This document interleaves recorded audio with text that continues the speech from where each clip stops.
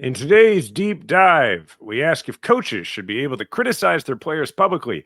But before we take the deep dive, our quick five: one, how did a billionaire end up in a pro tennis tournament? Two, gamblers take aim at the GOP budget bill. Three, could we see a UFC fight at the White House? Four, Trump inserts himself in the Club World Cup. Five, pro athlete unions are facing allegations of conflicts of interest.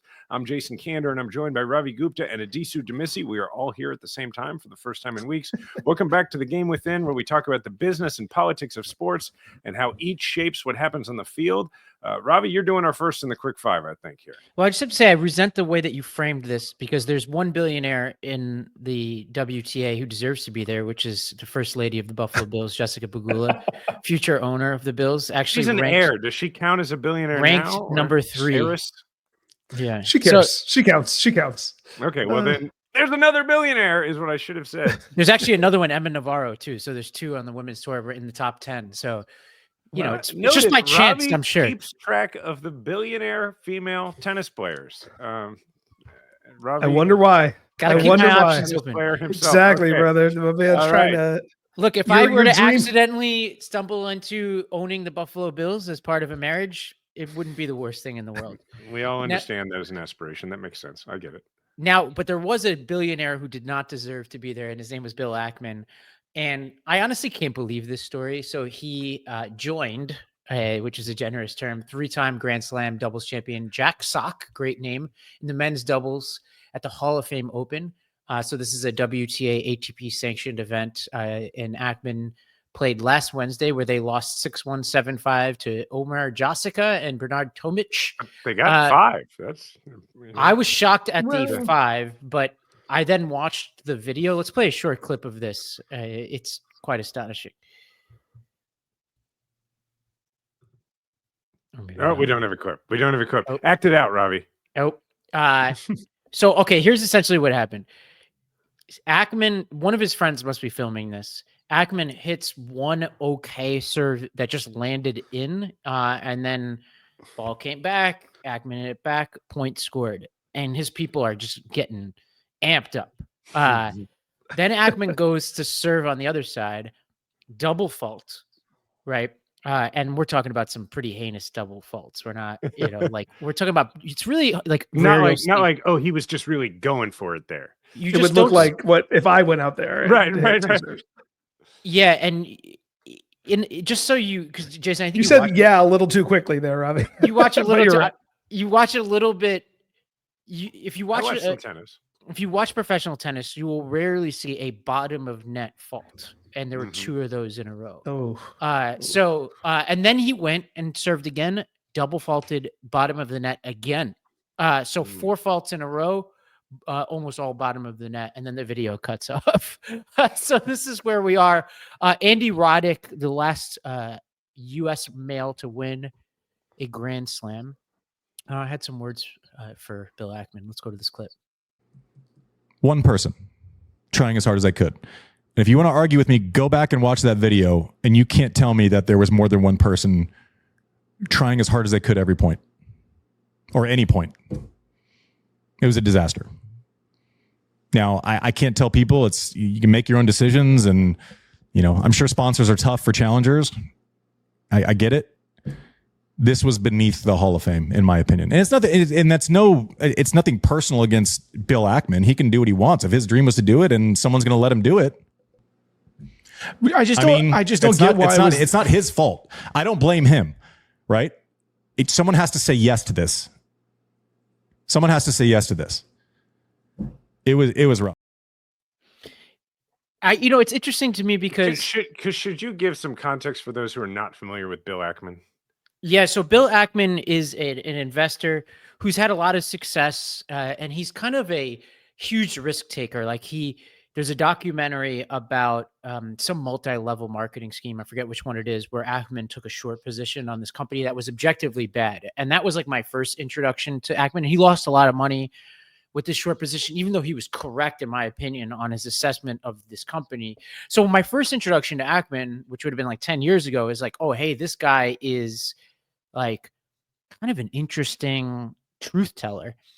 But then he has ever since gotten more and more involved in politics. And this is not what this is about, but he has been a fairly reflexive Trump supporter, but also been rather aggressive in New York City politics recently, which we don't need to go into.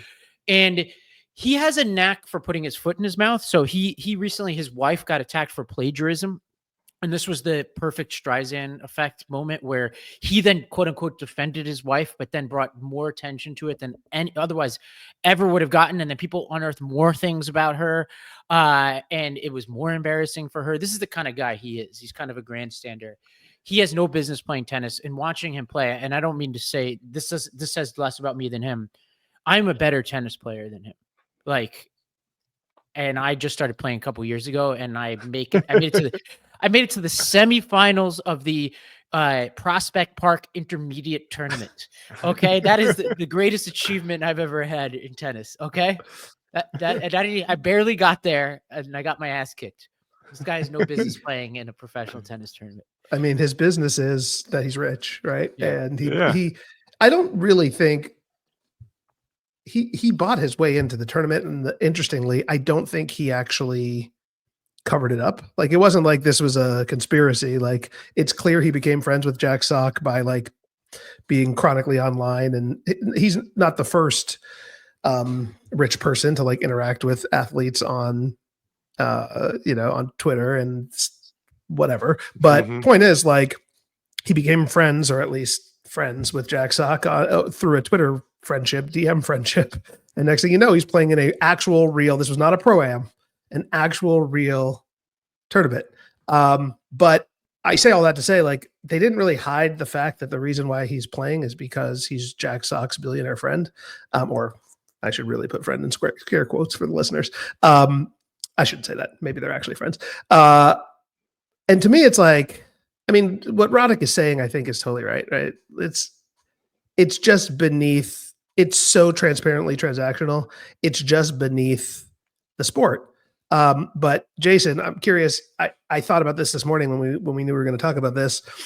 It's kind of like what's happened with the Miz. Is that his name? The pitcher that got added to the All-Star game and the MLB All-Star game at the last second because there was some injury dropout. And he's pitched 5 games in the major leagues. He's clearly a great pitcher, but he was a last-minute addition to the All-Star game. And it's pretty clear that the MLB did this because he's marketable, not because, I mean, he's a great pitcher, but like there were more deserving candidates probably to be in it.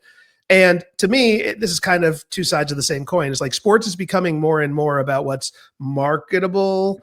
And, obviously having a billionaire benefactor like Ackman would be good for tennis, I guess. So like, they're not hiding the fact that they're doing this for business reasons and not necessarily for not for competitive reasons. And I'm like, at least it's transparent, I guess. I mean, more transparent in the tennis case than in the baseball case. It's kind of like, I mean, but like, with that one, it's like the guy is an actual Major League Baseball player, and like this. Yeah, it's like Bronny James. Like, I was going to compare it to Bronny, but Bronny actually, despite like I fact plays good. Yeah, he's a good basketball player. It's honestly, it's more like when celebrities go to space is what it reminds me of. I wasn't comparing. I was just more saying it's the purpose behind it is not being hidden.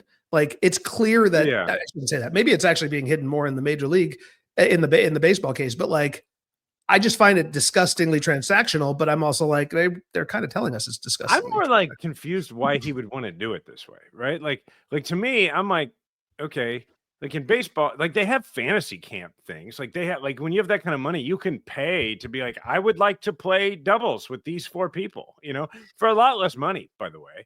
And you probably could even get like all your friends to show up and watch, like think about, while Obama was president, he was like, what do I want to do for my birthday? I want all my favorite basketball players to come and I want to play basketball with them. Like, to me, that feels like what like a normal person who wants to have the fantasy of being at that level would do it. But like, to put yourself in the actual professional situation is like kind of an odd choice, don't you think? Well, it's actually, in many ways, he has brought us entertainment, but not in the ways that he envisioned, right? It reminds me of when Elon Musk was cheating at video games. Do you know this story? Yeah, I vaguely remember this. Yeah. It's just like, this is deeply offensive to people who are serious about whatever game it was that he played. I was talking to one of them as this was going down, and he was like, you could spend your whole life trying to get, and he was basically Musk paid somebody in another country to accumulate all kinds of armor and shit. I'm getting it all wrong probably, but like some stuff in this video game, and then like materialized in this game with all of these sort of things that you have to earn, and then started claiming on podcasts that he was the best person at this video game ever as a way to like demonstrate to people that he was a genius. But then when he started playing, the way he was playing immediately gave him away as somebody who didn't know what the hell he was doing. And it reminds me of Ackman, because it's like, you want to say you're a genius, Musk, or you want to say that you're so impressive, Bill Ackman, that you could take on even professional tennis. And his talking point that he wanted was, hey, I even have played professional tennis. I am a professional. That's the talking point he wants. That's cringy. I just love that he thinks this is how the world works. Like, he's so effing arrogant that he just thinks that, all right, I'm going to just show up and tennis. Yeah, he looks at himself playing on video, and he sees Andre Agassi. You know, that's what I love about him. Man, is like, he thinks he's great. He thinks he could be good. He's so overconfident that he thinks he could have shown up in this tournament and been serviceable. That's what I find interesting. I've said it before on here. I'll say it again. If you spend any appreciable amount of time at all playing sports with former or current professional athletes, you quickly realize that they are aliens. And that, and that it's just, I don't care how good you are. Like, like for me, still playing amateur men's baseball, like we will have, we'll get a dude who was like drafted as a pitcher, right? And he'll come out and he hasn't played in 5 years, best hitter on the team. It's just like, and like we play all the time, and a lot of our guys were really good college players. Some of them played a little pro, but like if you're at the level where they were like, we may pay you millions of dollars one day, you're not the same species, like, I mean, you are literally, but when you're on the field and you're like, there's no way that I and this person are both the same species of animal, because they're special, man. Like, and if you can't see that, it's incredible. But Ackman, it's clear that the Ackmans of the world don't see it, or at least they have such a high sense of self-worth that they don't want to believe it. Amazing. But I'm really curious. I haven't seen what he said since the match, like how he actually perceives his performance in the match. And like you said, Jason, they won 5 games, but it seems, and I did not watch the match, it seemed from Roddick's commentary that the other team wasn't exactly trying that hard. Yeah, well, after winning 6-1 in the first set, it's like, let's give this billionaire like the feeling that he's, and you only have to serve once every 4 games, right? And doubled. So like he only got to serve 3 times or something like that over the course of the match 4. But yeah, I still feel like it. No, I have no love lost for Ackman, but I still feel like the real people to blame here are the people who let this happen, like Jack Sock and the tournament organizers, et cetera. Cause like it is debasing a real tournament. And what Jason said is totally right. Like that's the way to do this is to Obama it, like just pay for appearance fees for your 5 or 3 favorite tennis players to come play tennis in your backyard. Trump played golf with Tiger Woods. Nobody cares about that. Now, before we go on from the segment, Jason, I want to renew my call to you to get more into tennis. I texted you about this. I understand. We got to watch this clip too, but you feel free, renew the call. Oh, we have more on this. Philip. Yeah, we have a funny clip that we should show. I guess Ackman acknowledged this fake trailer for an ESPN 30 for 30 documentary called Net Worth about Ackman's poor outing, created by Morning Brew's good work. It went viral over the weekend. Let's check this out. Say everything was stacked against Bill Ackman. No professional tennis experience, no natural coordination, $9.4 billion. That an everyday billionaire with a social media addiction could fulfill his dream of becoming a professional tennis player. I mean, who would have expected a really rich guy to be playing tennis in Newport, Rhode Island? Nobody. That against all odds, some guy could walk onto an actual professional match at the Hall of Fame Open. People train for their entire lives to reach a moment just like this one. Bill Ackman got there, he clearly hadn't practiced at all. He's so amazing.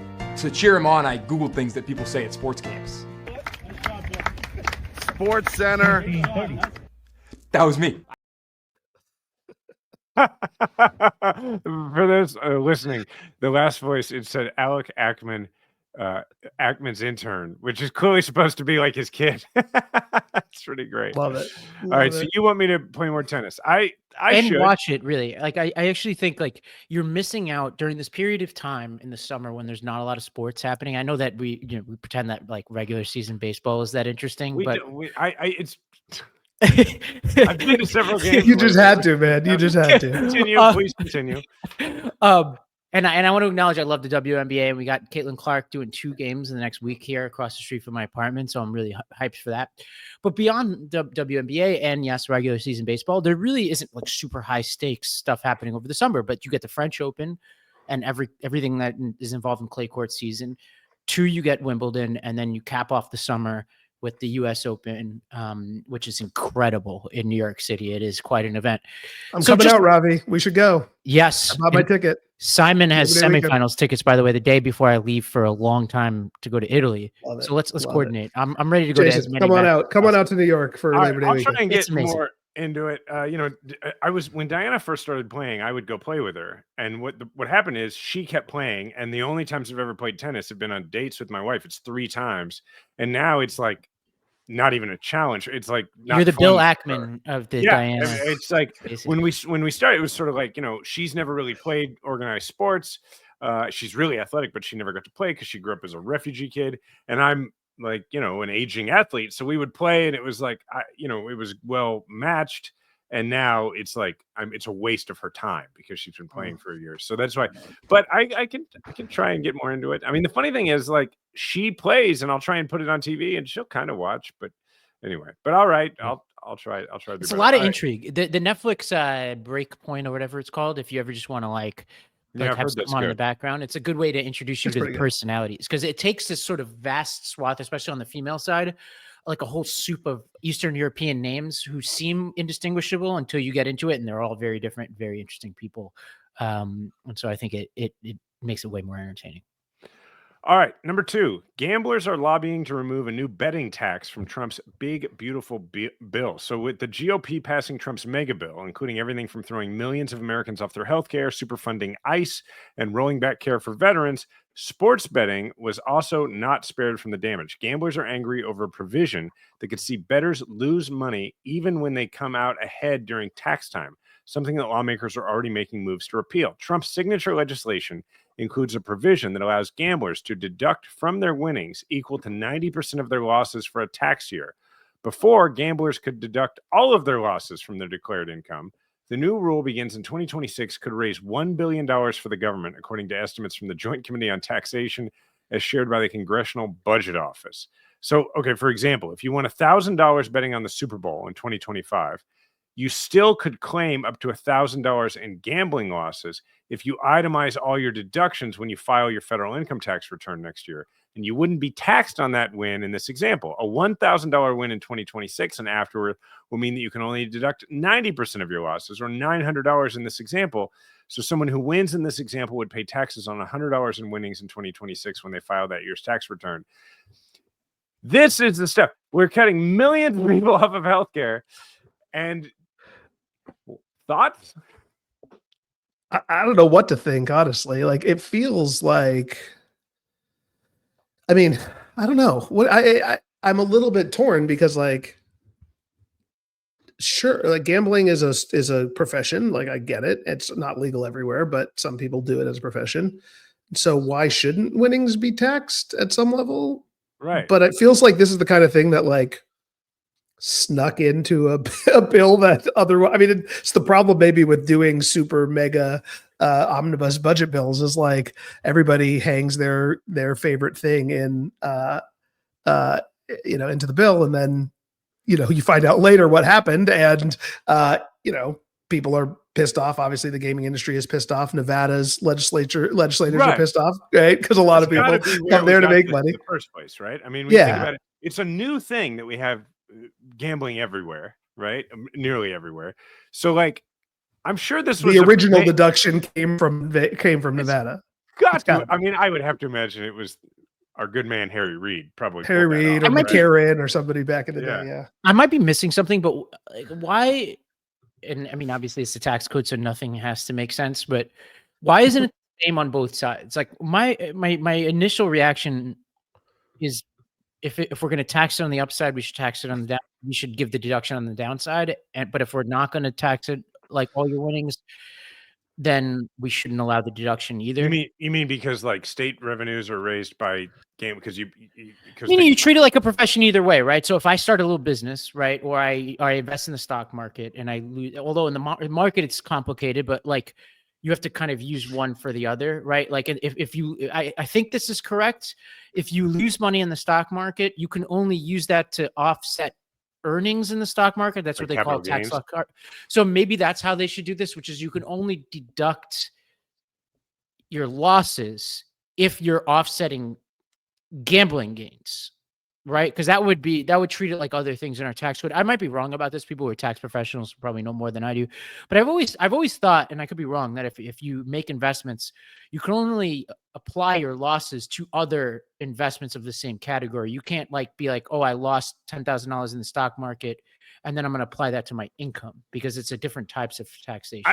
To me, I think that the takeaway here is, again, sort of the massive influence that the sports world has culturally, right? Because I have to imagine now that it's so pervasive that sports betting is the vast majority of gambling, right? I mean, otherwise it's, there's people going in person to casinos, but the vast majority of gambling day to day that's going on in this country now probably is sports betting. I mean, it could be wrong because a lot of people show up at those casinos every day. Yeah, I was going to say Vegas. Either way, whatever it is, I think you're right. I think you're right, Jason. I mean, you might be right. It's a larger percentage of gambling than it was prior to the legalization of so much. That is 100% sports betting, right? Gotta be true.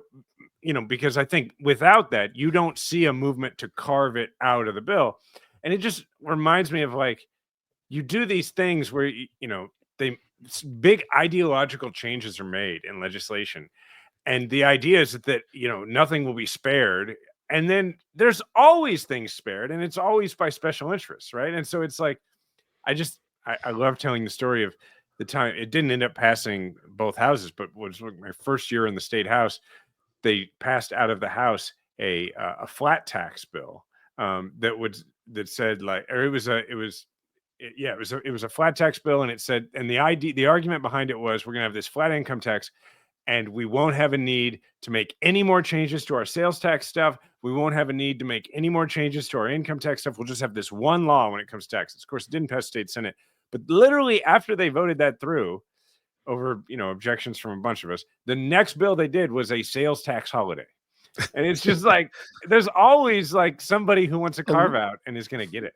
Yeah. Yeah. This feels like it is. I mean, the tax code, which I am no expert in, don't get me wrong, but Ravi hit the nail on the head. Like, there's always a complication. There's always somebody who's looking for a edge. That's why it's so long. Right. And this is it does feel a little archaic. It's obviously like based on a brick and mortar world of gambling, but the minute it happens, you've got the American Gaming Association, you've got the Nevada legislators, and like there's an interest group and a world of interest that care enough to push it. And it's probably, I wouldn't be surprised if a tax cut in theory passes, Republican Congress again. And we've got, it's not going to be the last time that somebody gets some kind of special favors from the Republican-led Congress. The thing that I'm thinking about that worries me slightly is, how like at the end of the year, a lot of like super rich people, are like rushing to make donations to charity because of whatever weird math they've got going on with their taxes. Now you could see people rushing to like, just like, oh, I'm going to put it on black because like my math like doesn't, that seems weird that we would treat those two things the same. So I think if you win, you get taxed, but if you lose, you don't. I think that's how it is. So this is the argument of the AGA is if you win $100,000, then lose $100,000, you technically broke even, but you'll still have to pay taxes on 10% of your $100,000 winnings. I see. That feels like, okay, sure. That's a good argument, right? Like you're going to get taxed on your upside, but not on your downside, to your earlier points, Robbie. But who is this actually protecting? Like that's the good public argument. It's not gamblers, it's gambling companies. Like that's the point, right? Is that like we're cutting millions of people, tens of millions of people off of healthcare. We're doing, we're turning ICE into a private, massive paramilitary force for the president. And we're like, of all the things, we made a boo-boo. We got to give gamblers their 10% of, It just seems needlessly complicated. It does. It does. All right. You want also seeming needlessly complicated is the president announcing a potential UFC, that's Ultimate Fighting Championship match on the South Lawn next year at a rally in Iowa. Last week, President Trump announced that the White House would partner with the UFC, his buddy Dana White, to host a championship fight on the South Lawn next year as a part of the 250th anniversary of America, while teasing for the potential for more involvement in White House involvement in sports events. We've got a clip here. We're going to have a UFC fight. We're going to have a UFC fight. Think of this on the grounds of the White House. We have a lot of land there. We're going to build a little... We're not. Dana's going to do it. Dana's great, one of a kind. We're going to have a UFC fight, championship fight, full fight, like 20, 25,000 people. And we're going to do that as part of 250 also. We're going to have some incredible events, some professional events, some amateur events. But the UFC fight's going to be a big deal too. Well, yeah. John Jones, who recently retired, I think pretty widely considered the greatest UFC fighter of all time, was basically saying he's going to come out of retirement for this fight. Dana White sort of semi-confirmed that, and fighting who's the current UFC heavyweight champion, Tom Aspinall, is what people think. Here's what Dana White said, a little quick quote. "I don't even know how many people can get in, not to mention the fact that Secret Service isn't going to let a lot of people come do this.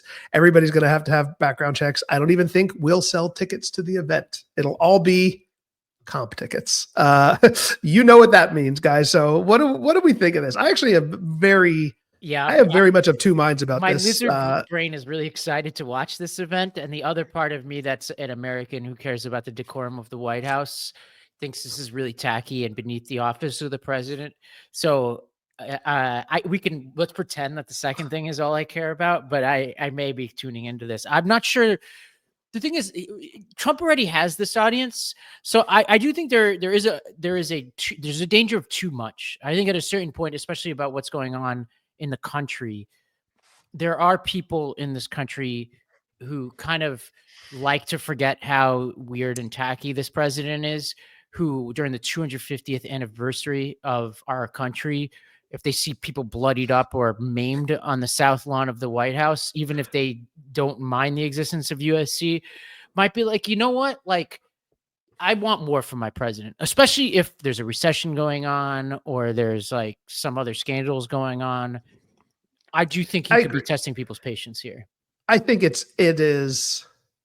I'm of the opinion that Democrats and liberals are doing a poor job recently, like in the last decade or so, of leaning into sports and culture in general, is part of the reason why we're doing this podcast in the first place. But like, so I don't hate the idea in and of itself, right?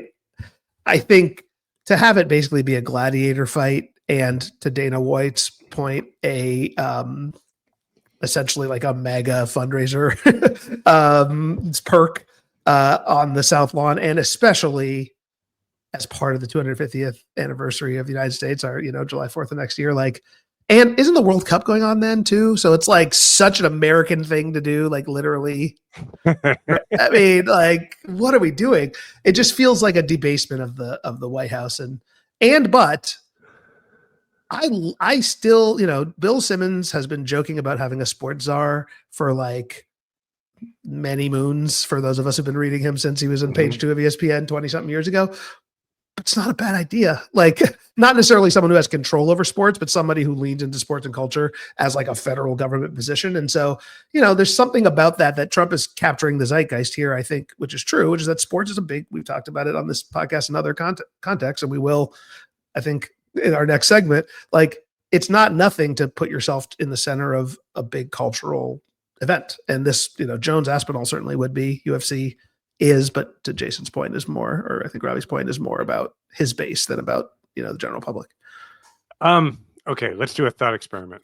let's imagine Obama's still president, and it's the 250th, birthday of the country, and he announces that they're going to have a basketball game because basketball is, an American sport, and there's not enough room for a football game, and there's not enough room for a baseball game. These being the three big American sports. So therefore, we're going to have a basketball game. We're going to have all the best. We're going to have the All-Star game at the White House. How would we react?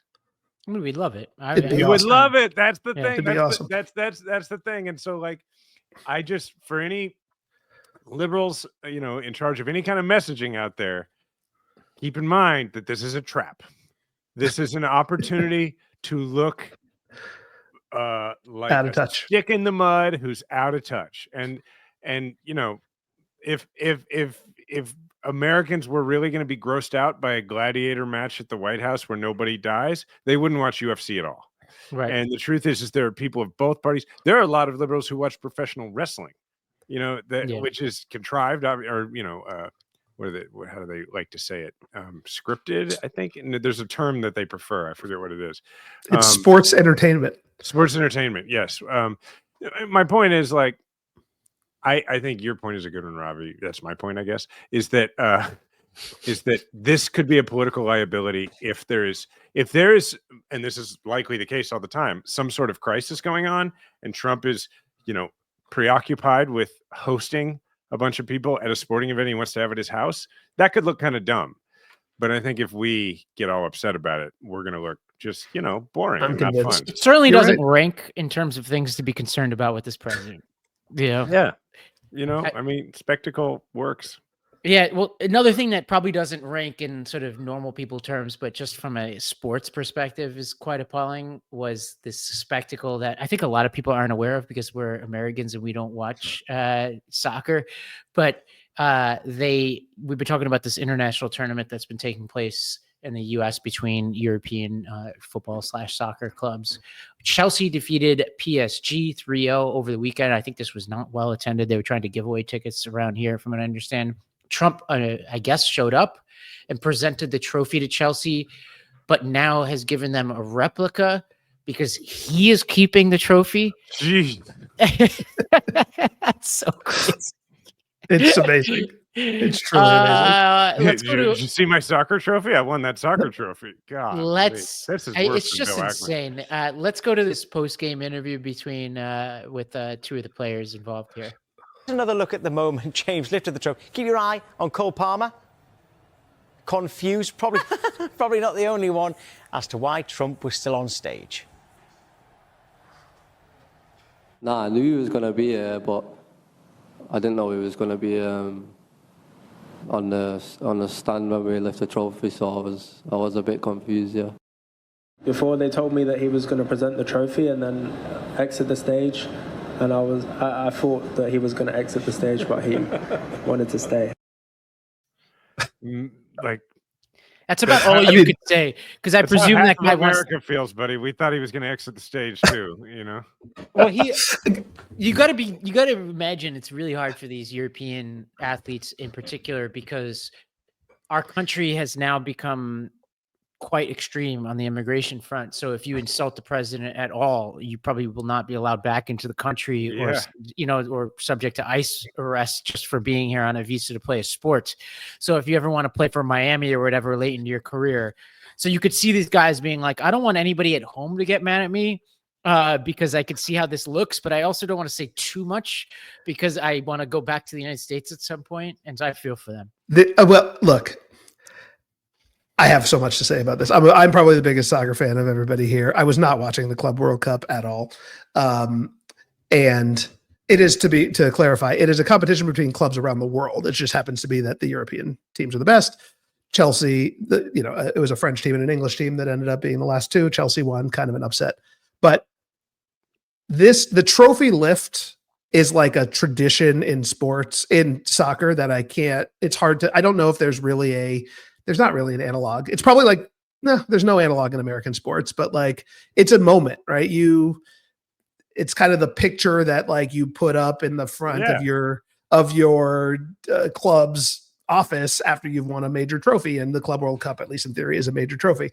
And your captain, being the captain of a team, like when Liverpool won the Premier League last year, it's a real honor to be the one who lifts the trophy. The captain is always the one who lifts it the same. It's like the Stanley Cup. That's probably the best analog, right? And could you imagine if, like, when Gary Bettman gives away the Stanley Cup, like he exits stage left, right? Like, and lets he's the players commissioner of the sport, by the way. Yeah. And so to have like anybody be on stage for the trophy lift is like so tone deaf as to be. I mean, the Europeans are laughing at us right now. The British in particular have got to be laughing at us. But Cole Palmer also, you heard that clip. He was the first guy in the clip for the audio listeners, is kind of well known as a blockhead. He's young. He's 21. He's a very good player. He's Chelsea's best player. He scored a couple goals in the game, but his summary of it was just so perfect. Where you're just like, diplomatic. He was trying to be diplomatic, but he's incapable of doing. He's kind of a well-known airhead, and he kind of leans into that persona because he's 21 years old and he's like all I do is play soccer guy. So it's just so perfectly encapsulated. It's so I don't think he has. He looked bad because he was like, "Hey, he looked like what are we doing? This is our moment. Have our moment. Why is this like not even right. Why is Trump still here? Not even from like a ideological standpoint. Like why is this guy still here? Is he really going to still be here? But that's really it really does sum up so much about Trump and sports and America versus the world right now, that like this guy cannot help but put himself in the middle of stuff. He's completely tone deaf about how this looks to the world. This is like major news in Britain because it should be, because their team won the Club World Cup and the United States president didn't have a good enough sense to like not steal the moment from them. And now we're talking about him instead of them, which is both Trump's superpower and his biggest failing as a human being. Well, one of his biggest failures as a human being. Yeah, one of in the week that he's like, you may not see the files. It only that's why it's one of. Well. Anyway, if you guys have anything else, there's not much. I mean, it's honestly just funny and also sad at the same time, which is All right, who wants to take us through number 5? I'll quickly do it. I mean, I think it's not even that quickly, but the NFL Players Association Executive Director Lloyd Howell Jr. is being accused of having conflicts of interest as negotiations between the NFL and the Players Association over a collective bargaining agreement are looming. Lloyd Howell is facing a new round of scrutiny after ESPN reported last week that he is working as a paid part-time consultant for the Carlyle Group, which is one of the league's approved equity firms looking to take a minority stake in an upcoming team. He joined the firm in 2023, 3 months before he was hired as the new PA director. And as the PA director, he obviously represents the players in negotiations against the league, necessarily adversarial, as the CBA comes up. An NFLPA lawyer asked Howell to consider resigning from the Carlyle Group to avoid the appearance of a conflict of interest if the firm takes an ownership stake in a franchise, a source with knowledge said, but Howell declined to step away from the group. So real quick, I think a good way to start framing this. I'm curious what you guys think of this. Former outside counsel to the NFLPA, Jim Quinn, said it would be an outrageous conflict for the head of a labor union to have interest in a third party that is aligned with the league. The relationship between a labor organization and the employer organization is adversarial by definition. And as a result, as a leader, you have to be absolutely clear and clean as to having no even appearance of conflict. The Athletic also reported that Howell met with lawyers from the NFLPA and the Carlyle Group, with both agreeing that his role, which we should say is in the aerospace and defense division of Carlyle Group, apparently, is enough separation from the sector that would work with the NFL. There's a way more egregious version of this going on right now, which is the WNBA. Two players who I really love as players, and Nafisa Collier and Breanna Stewart. I had a chance to watch them both play against each other last year, multiple times in the playoffs. They're awesome, but they are leaders of the WNBA Players Association, but are also co-founders of Unrivaled, which is a competitor to the WNBA. And some woman, I don't know who this is, Evelyn DR, tweeted out last week. So let me get this straight. Breanna Stewart is the WNBPA president. Nafisa Collier is the VP. They co-founded Unrivaled, a league that benefits if there's a WNBA lockout. And they're the ones leading CBA negotiations. How do you negotiate in good faith? So that's what this person said. Then Nafisa Collier wrote back saying, let me get this straight. While everyone else was enjoying fireworks, you were thinking about me and Stewie and all the people conspiring to force a lockout that result in less money year-round for WNBA players. I don't think Nafisa Collier understands what a conflict of interest is. People hear conflict of interest and they think you're accusing them of undermining their people. Conflict of interest just means you have an incentive to. It's different. It doesn't mean you're going to act on that incentive. It just means that if you have the incentive, you should step away. That's all. It doesn't mean you're wrong. It doesn't mean you're a bad person. It just means you should step away because that appearance of that incentive can really muddy things. That's, I'm not saying anything's wrong with Nafisa Collier or Breanna Stewart, that they would ever act against other players that they play with. It's just that when you have that incentive, you should not be in that position. So how much of this do we think is, on the one hand, I want to say like, okay, as we go into negotiations, we keep having things show up in the news that are bad for the representatives of the labor unions. But this one feels less like it's likely to be that because it also kind of gets some splatter on the NFL as well. If they actually do want to take some kind of equity stake from the Carlisle group. Whereas like, I don't know what, we talked a few weeks ago about the MLB Players Association issue with, I can't remember what that firm was, that, like the lender.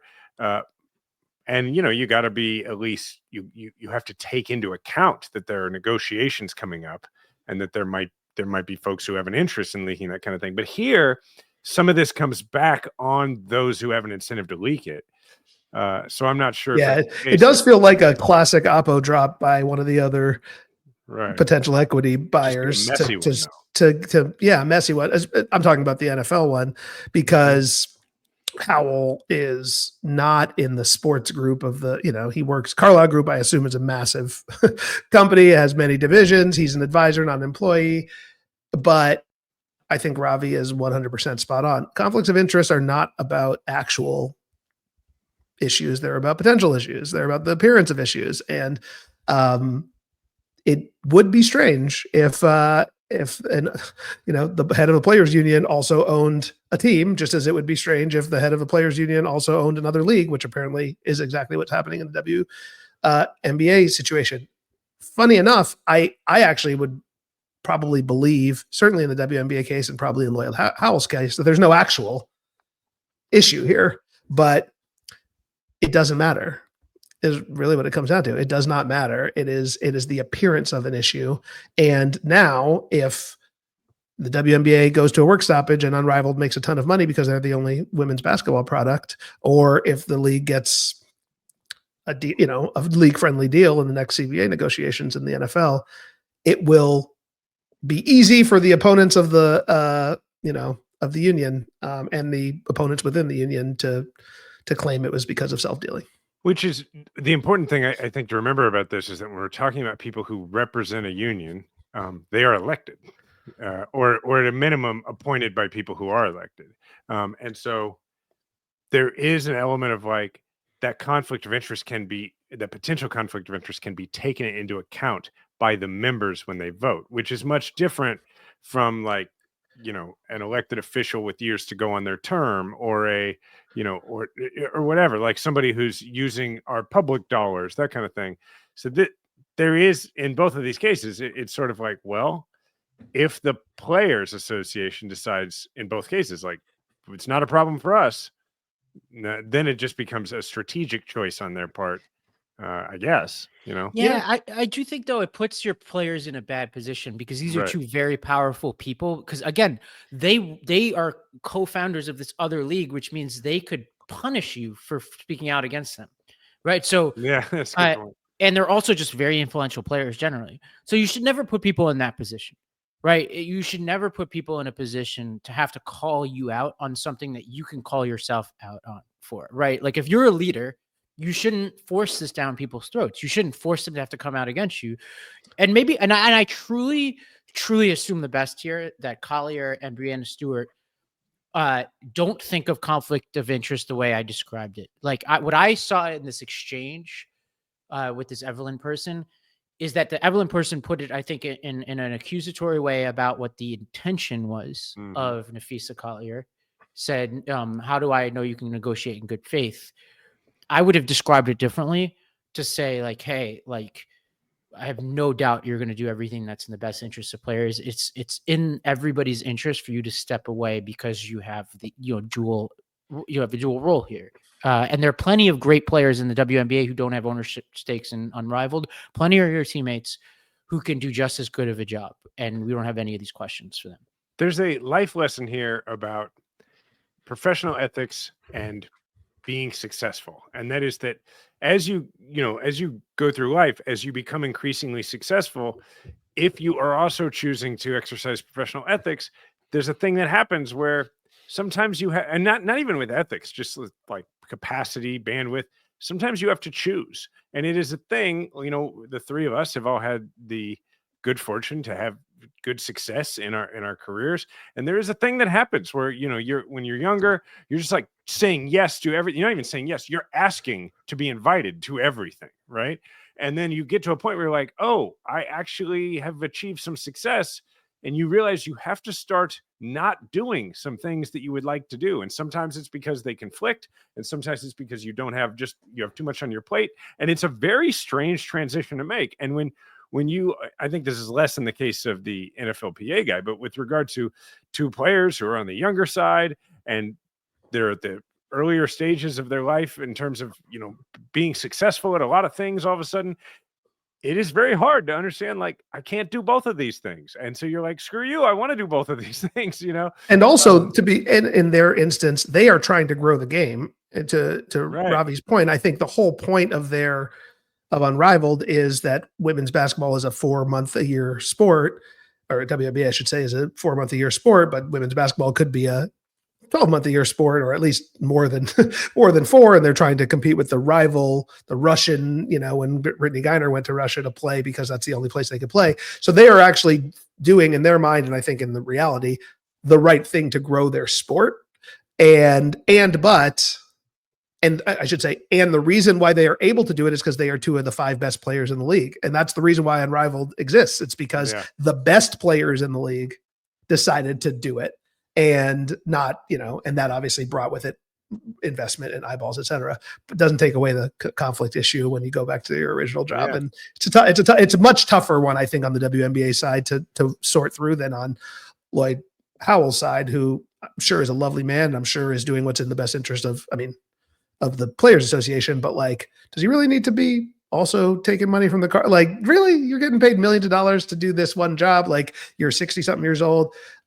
He did not, when faced with the choice, Jason, say no. And you actually get an equity interest, then maybe he'll say, I'm gonna step back from that role. Who knows? Yeah, true. So, all right, who's taking us through the deep dive? I'll do this one. All so, back to Wimbledon.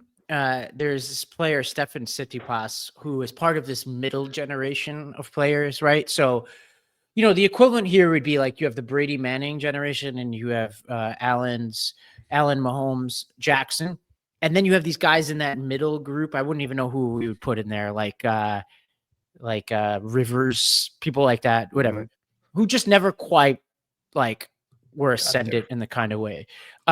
So there's this middle generation of tennis players between the Federer, Nadal, Murray generation and the current generation, which is Alcaraz, Sinner. And, Exhibit A is this guy, Stefan Tsitsipas, who has just never really lived up to his promise. And his coach is the former coach of Djokovic, who I should have mentioned in the big 3 before. Sorry, I put Murray in this place. I was wondering where the reality is he's the only one who straddles the both. Yeah. He is the middle generation, I guess. Yeah. Stefan Tsitsipas has Djokovic's old coach, and this guy brings a Balkan sensibility to him if I've ever seen one. So this guy told a Serbian sports outlet about Tsitsipas, who lost early in Wimbledon. If he resolves certain off-court issues, he'll have a chance to return to where he belongs because he's too good to be outside the top 10. I was shocked. I've never seen a more unprepared player in my life with his knee. I'm 3 times further than him. It's really bad. This is his coach saying this to the media. And he went on to just critique the guy's work ethic. And he then broadened it out to talk about the use of antidepressants in tennis. It was really much like a rant to end all rants. It's also worth saying his coach is a former Wimbledon champion. Yes. Also Balkan sensibility, but like it's Goran Ivanisevic. Like he's won Wimbledon before, so he comes from a place of some authority, having actually, done it before. So the question on the table, and a lot of people are debating this in the tennis world because there is some context specific parts of this, right? Like people have certain feelings about Tsitsipas. He's like a handsome, arrogant, like unlikable figure who has gotten into some tussles on the court that don't make him look necessarily great. So I think there's some contextual stuff here, but what do we think about coaches like dogging their players in the press like this? I mean, in general, I think it does you no favors.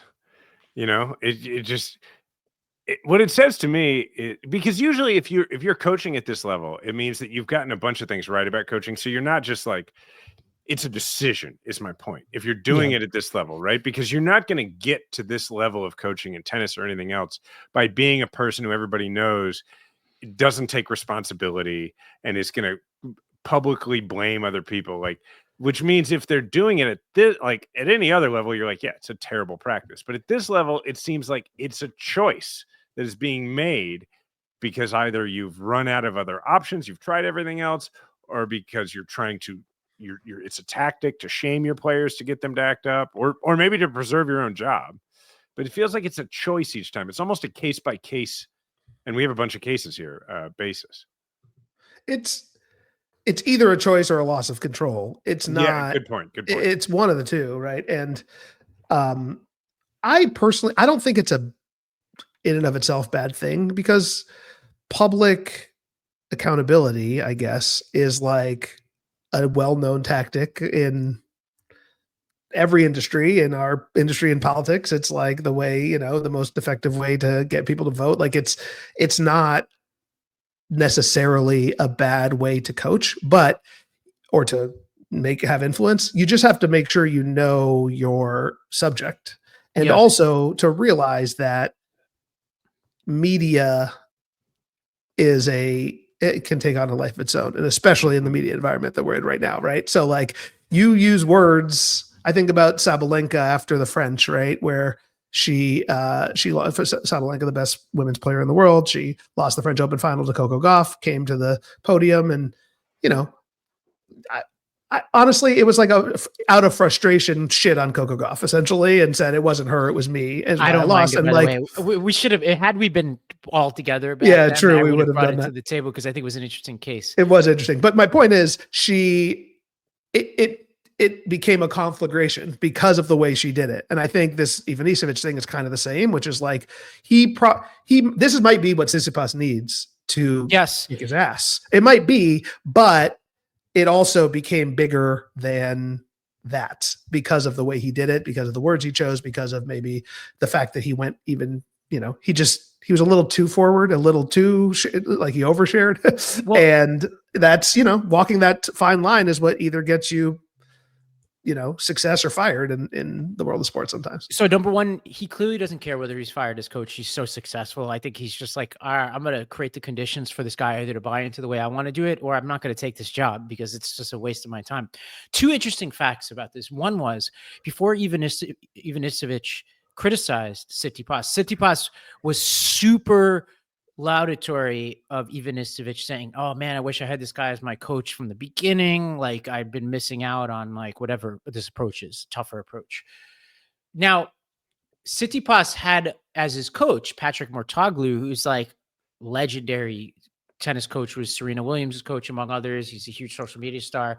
So he was the coach from 2018 to 2021 during like key underperforming years for Tsitsipas. Mouratoglou took to Instagram to criticize Ivanisevic, saying Goran going to the press and criticizing his players, not coaching even more at the time. They've just started to work together, so no trust is made. You're already killing the person publicly. So, I mean, this could be like I'm sure what Goran would say back is like, you are part of the problem, Patrick. Like you were too too soft on this guy during his key years. But what's interesting is we don't know, right? So we'll only find out now. Maybe this works, maybe it doesn't. But Goran clearly thinks there's something serious enough, because he would never have done this to Djokovic, I would think. Maybe he did. I didn't notice it. Yeah.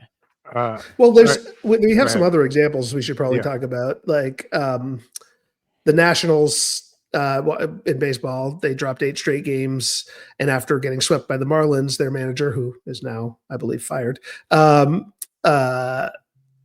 said, he defended his coaching staff and basically said, "It's never on coaching, never. It's always on the players." That to me is like, that's pure frustration. Yeah, that was too much, right? Mike McDaniel's, on the other hand, after the season that the Dolphins had last year, NFL coach, he basically admitted that perhaps his players took advantage of his more relaxed coaching style and back and forth in his post-game presser. That, again, oversharing maybe, but like maybe his players needed to see him take public accountability. I don't know. And then Mike Brown, now the coach of the Knicks. It looks like he didn't call out a specific player. True. In that case. And he centered it on his coaching style. He's like, he took advantage of something I did. Right. I love this Mike Brown example. He was the coach of the Sacramento Kings, now the coach of Ravi's New York Knicks.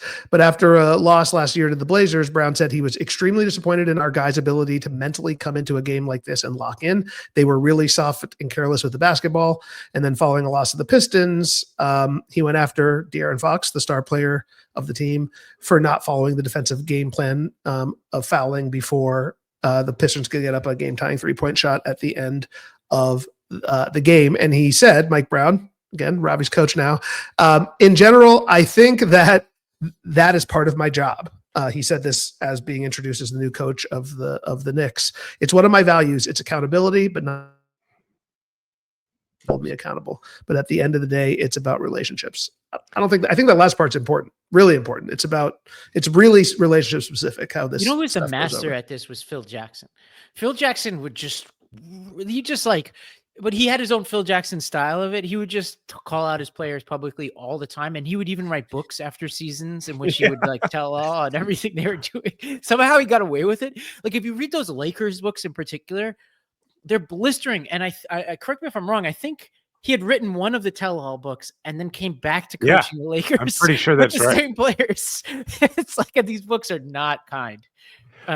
There's also the other element for the team sports. The other element here is like this is more true for the general managers, but I think it's also true for head coaches or managers. Is the fans matter in this equation, right? If the fans completely turn on you, that becomes a problem for the team in terms of getting butts in the seats.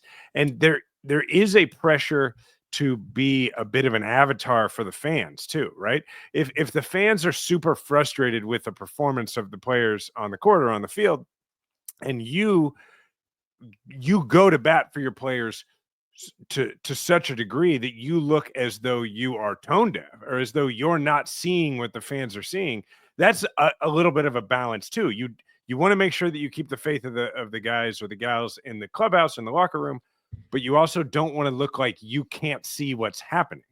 And I think that's a little more of a team sport element where there is a little bit of a line you got to walk there.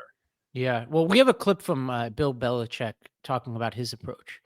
Hey, Coach, have you ever had a soft team? Look, I think when you criticize your team publicly like that, it doesn't always go over well. Not every coach has their own style, and maybe sometimes that can be effective and all. But ultimately, I always felt like when the team played bad, that was my responsibility too. I mean, we might have had bad playing, but we had bad coaching that led to bad playing. So I think it's always best to kind of take a look at yourself and do what you can do to help the team. And then if you have constructive criticism as a coach, that's your job. But I don't know. Last. Well, the context here is Gerard Mayo, who was floundering last season and called his team soft. But I do think the general principle, you guys have all managed people, I forget whoever told me this, but the general principle is when, there are exceptions, but praise publicly, criticize privately is generally a good rule to follow. And there are reasons to break those rules. And I would put one on the table or two. One is if there's a person who has somehow put something out into the public that you need to address to send a message to everybody involved that you don't accept it, right? So if there's something that somebody says publicly, you correct that publicly, but you generally keep it private. Otherwise, the second is if somebody is so far gone that you think something radical can possibly shake them out of whatever rut they're in, which could be what Goran Ivanisevic is doing. I'll give you a third, which is a team sports example, which is when an individual player has behaved in such a way that they have lost the confidence of the rest of the team, and the team doesn't want to see you cover for them. Like then if you cover, then you're not, then they're taking the blame and they're having to own this individual player not being a part of the program, in which, a quarterback's not a coach, but it reminds me, for instance, of Aaron Rodgers. Yeah, like it doesn't work when Aaron Rodgers dimes out the other players, but it's not like the other players on the Jets are all mad at the Jets leadership right now for being, to my knowledge, it hasn't come out anyway if they are, for being honest about the way Aaron Rodgers has been. But it is a delicate balance. Like I won't name the team, but I've got a friend who's in the front office of a team that has been struggling. It's a major, I won't even say which sport, but a major professional sport.